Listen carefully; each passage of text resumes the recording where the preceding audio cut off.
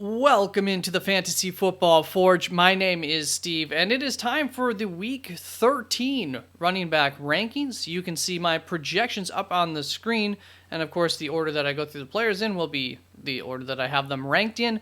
Saturday's show, I will do updates to each position for my rankings there, but you can also find my rankings up on the website, www.dffforge.com, link down in the description. You can see it up above me as well, where you can see these rankings throughout the week. I will be going through, I believe it is the top 31 running backs in my rankings as of right now. You can see, of course, the complete rankings up at the website. And I will not be ranking Devon Achane, Jonathan Taylor, Aaron Jones, or Kenneth Walker. I am treating them as if they are out, so of course things would change if any of them end up being in this week. And before we get on to the rankings, we'll just do a quick recap of how I did last week with my DFS options that I suggested for you, as well as my Fatums and my Love'ems. And it did things a little bit different last week with everything being so split apart, so I gave you a Thursday slate guy. For me, that was Jahmyr Gibbs at $6,800. Finished as a running back 24, so it definitely would not have been worth it. And on the Sunday slate, I gave you Isaiah Pacheco at $6,200, finished as the running back 4, so that did work out quite well. And for my Fatums last week, Josh Jacobs and Breece Hall were the Fatums, so I was correct in the case of Breece Hall. Josh Jacobs did end up having a very good game, in large part thanks to a big run, and just that game, I got the game flow wrong. Then for my Love'ems, Ramondre Stevenson and Jaylen Warren. Ramondre finished as the running back 10, so that worked out well. And Jaylen Warren finished as the running back 41, so that did not work out so well there. Let's move on to the Week 13 running back rankings.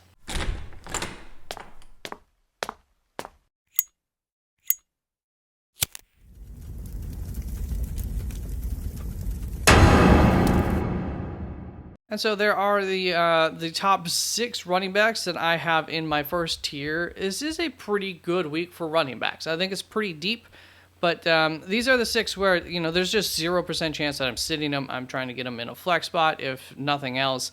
And so, Christian McCaffrey is my running back 1 on the week. What a surprise. Followed by Travis Etienne, Alvin Kamara, Raheem Mostert, Tony Pollard, and Kyren Williams.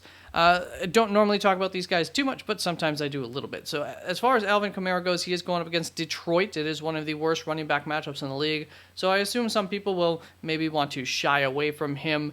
But New Orleans is very short on weapons, so it's hard for me to imagine that Kamara is not going to be seeing a minimum of like 10 targets.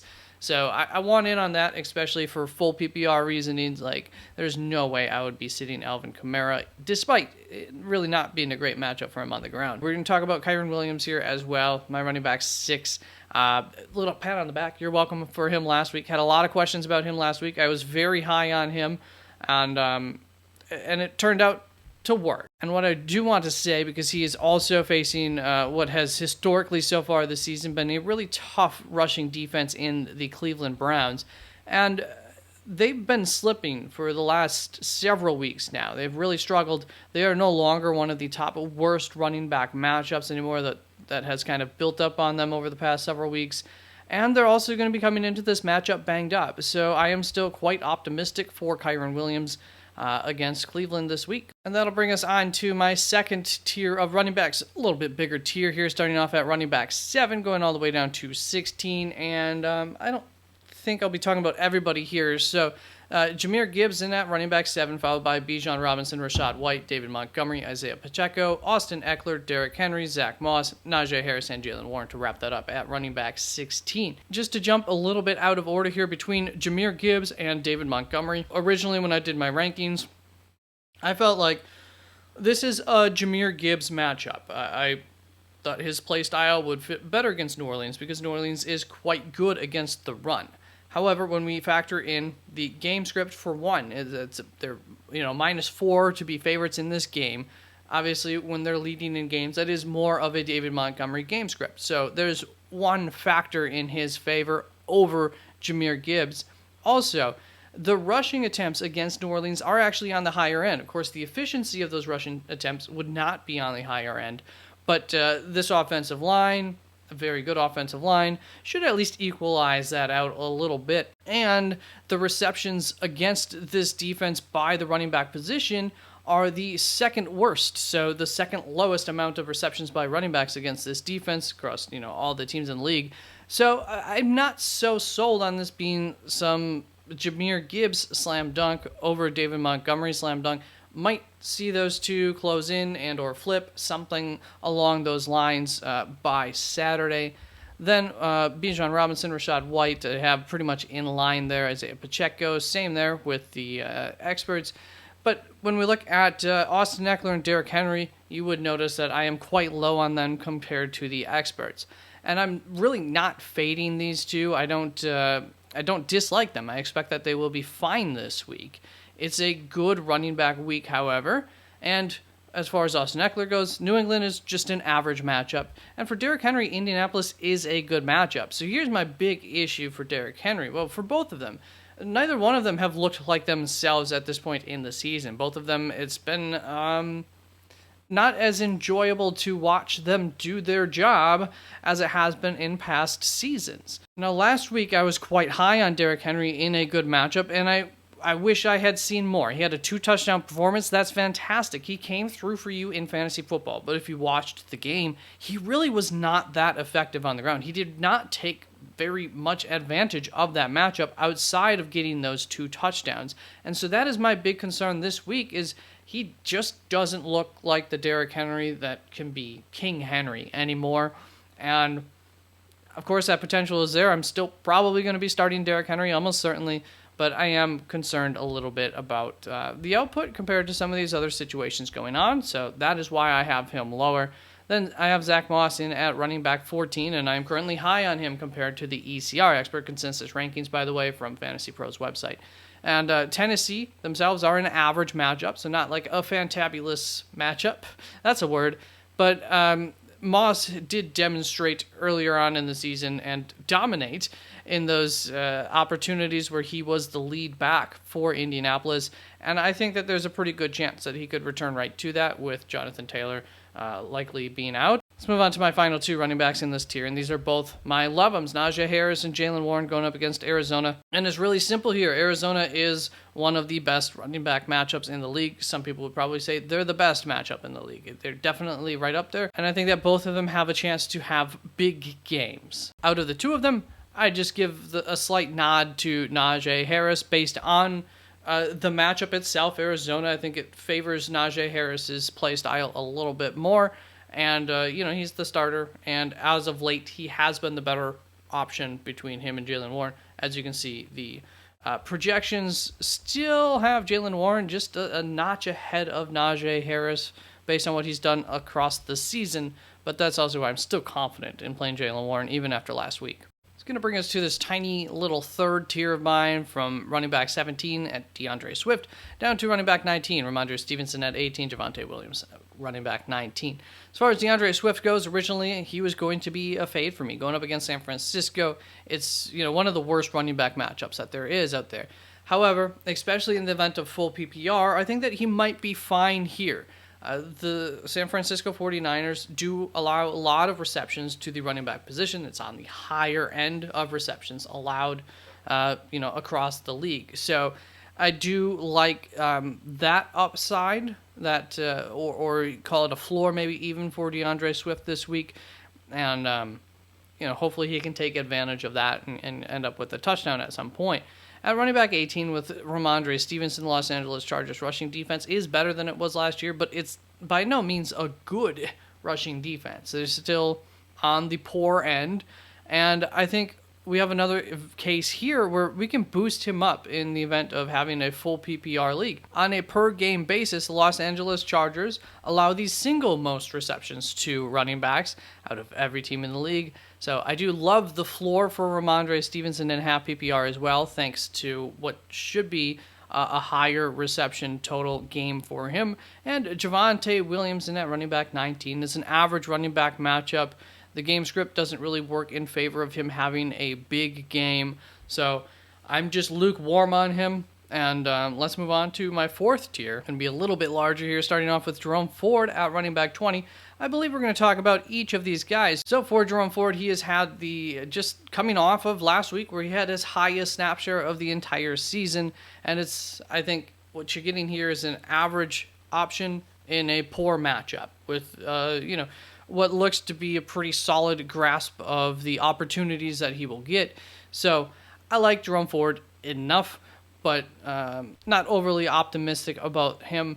Breece Hall I have in at running back 21, and I will probably have Breece Hall end up jumping Jerome Ford for Sunday. But I don't think that there is any bit of a ceiling for him, and that is the reasoning why I had Jerome Ford originally ranked ahead of him. I still haven't decided exactly what I want to do. But for Breece Hall, Atlanta has been dominant against the run all season long. It's a bottom 3 matchup. And in addition to that, they have not allowed a single rushing touchdown all season to a running back, at least. Teams do, however, run against Atlanta a lot because Atlanta usually is not in a leading position in the game. But that said, this Atlanta defense has still held up to that and done well. So given this New York Jets offensive line, I'm not really too optimistic about Breece Hall finding a seam and busting one of his big plays. But obviously that potential is always there. In addition to that, Atlanta allows a very low average reception to the running back position on average, per game. So that is also a knock to Breece Hall. And for these reasons, I am fading Breece Hall this week yet again. So I'm concerned. Then Joe Mixon I have in at running back 22, and you should be looking to sit him this week. I may be too high on him even here at the 22nd running back. It's not a good situation, and it's not a good matchup going up against Jacksonville. Then I have Brian Robinson at running back 23, and I think that it is an Antonio Gibson game. This is, Washington is in the hole by 9.5 points via Vegas's spread. And they're the biggest dogs of the week with that kind of big spread. So I'm just not expecting Brian Robinson to get a whole lot of work on the ground, not expecting Washington to be working from a lead at really any point in this game, most likely. So that is concerning for him, and it's why he is a fade for me. Then for Devin Singletary, running back 24, I'm not expecting another 82% snap share, what he had last week, compared to 18%, so like an 80-20 split in favor of Devin Singletary compared to Dameon Pierce, who was coming off of an injury last week. That said, it is a very good matchup, so he is a candidate to go higher in my rankings. At running back 25, we've got Zach Charbonnet. Unfortunately, it's another bad matchup for him going up against Dallas. If Seattle is going to win, it's going to be because of Zach Charbonnet, and so I do have this sneaky suspicion that maybe it's a hope. I don't know. I have to decide if I'm going to play him in my flex. It would be over Puka Nacua and Cooper Kupp probably.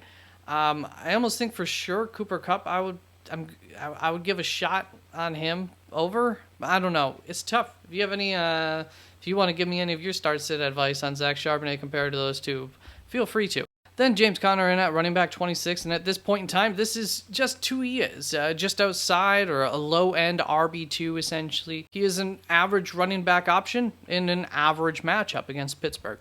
And then I have Jeff Wilson to finish this tier up at running back 27. And if Achane does not play, then I'm pretty confident in rolling Jeff Wilson out there if you need to. And I will have a closer look at him and what my expectations are for that to see if I can't get him up further, because I would feel pretty good about Jeff Wilson going up against Washington. I'll tell you what, this has not been my strongest filming session. I am tripping all over my words today. So, A.J. Dillon, Chuba Hubbard, Kareem Hunt start off this last tier of mine at running backs 28 through 30. One more running back in that tier. But for those three, I'm right in line with ECR as far as my rankings and the average experts rankings. So, not much to add there for context. It seems to be pretty much agreement that this is about the area where these three should be ranked. However, Antonio Gibson I am significantly higher on than the ECR, and it's a game script thing for me. As I said, Washington is 9.5 point dogs via Vegas's betting line. And so I like Antonio Gibson quite a bit this week because of the game script that we're expecting, where he should get more work, receiving opportunities, etc. So I like him as I don't even want to call it, I don't think it'll be a dark horse. I'm sure this would be a popular narrative.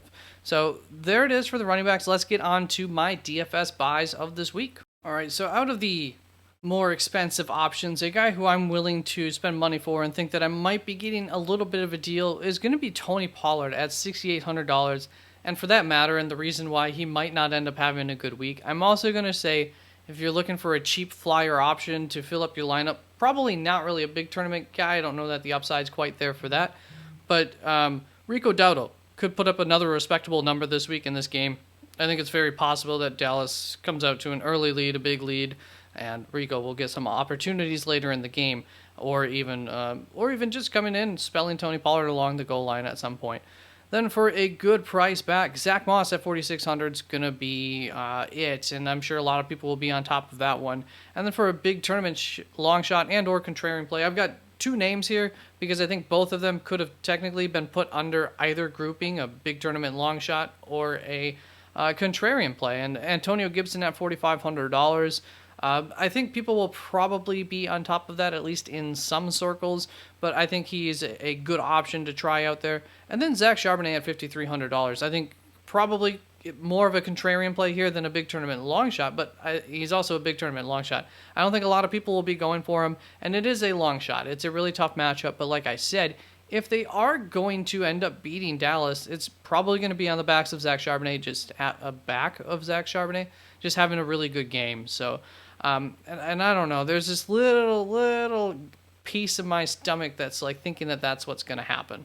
So, yeah, there we go. That is it for the Week 13 running back rankings. In the morning, Week 13 wide receiver rankings will come out, and thank you very, very much. Have a good one. Please like, comment, and subscribe. Peace out.